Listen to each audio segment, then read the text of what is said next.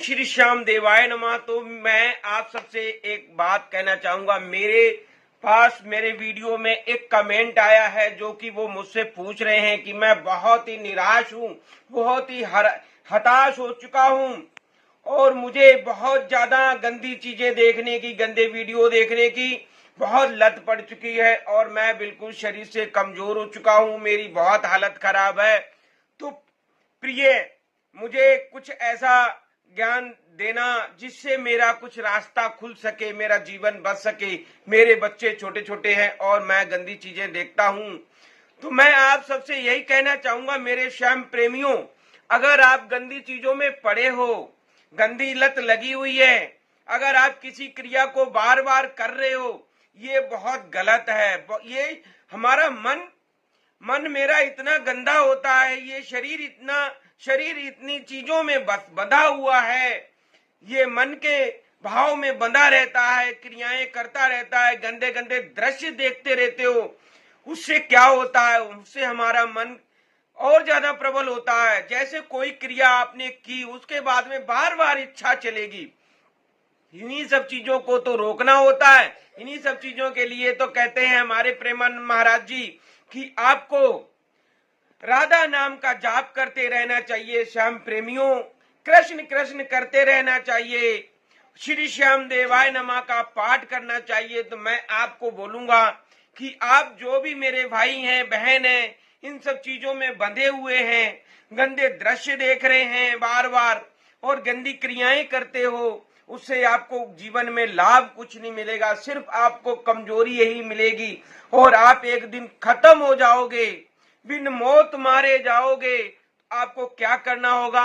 सबसे पहले तो मैं आपको बोलूंगा कि आपने अपनी दिनचर्या को बदलना होगा। सुबह शुभ मुहूर्त में उठना होगा, सुबह 4 बजे उठना होगा। आपने नहा धोकर बाबा श्याम का दर्शन करो, बाबा श्याम को भोग प्रसादी दो, बाबा श्याम की पूजा पाठ करो।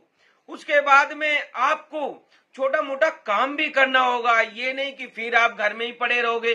घर में पड़े रहोगे बार बार। मोबाइल एक ऐसा यंत्र है जिसमें हर चीज आती है, अच्छी चीज आती है, अच्छी चीज के पीछे गंदी चीजें भी आती हैं। हमारे बच्चे आजकल वो सारी गंदी चीजें देखती हैं और उससे उनका जीवन बर्बाद हो जाता है। इसलिए आप कुछ न कुछ काम जरूर करें, कम से कम 8 घंटे का। किसी भी ऑफिस में या गांव में है तो आप खेतीबाड़ी का काम करें।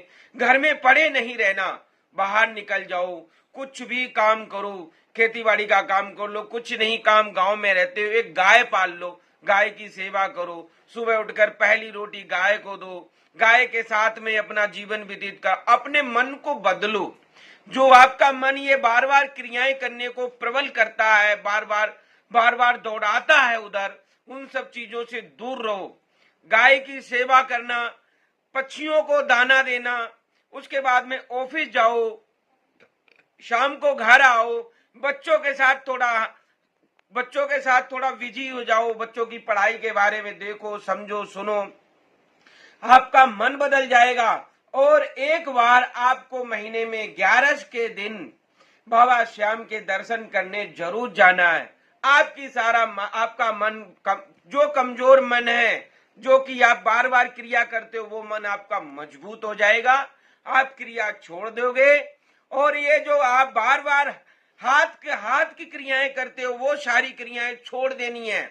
आपने अच्छा काम करना है, बाबा श्याम के हो जाओ। जब बाबा श्याम का नाम जाप करेंगे आप, ओम श्री श्याम देवाय नमः, तो अच्छे अच्छे रोग कट जाते हैं, आपको जीवन मिल जाएगा। आपके साथ में आपका परिवार को भी जीवन मिल जाएगा। मेरे श्याम प्रेमियों, मेरा यही कहना है।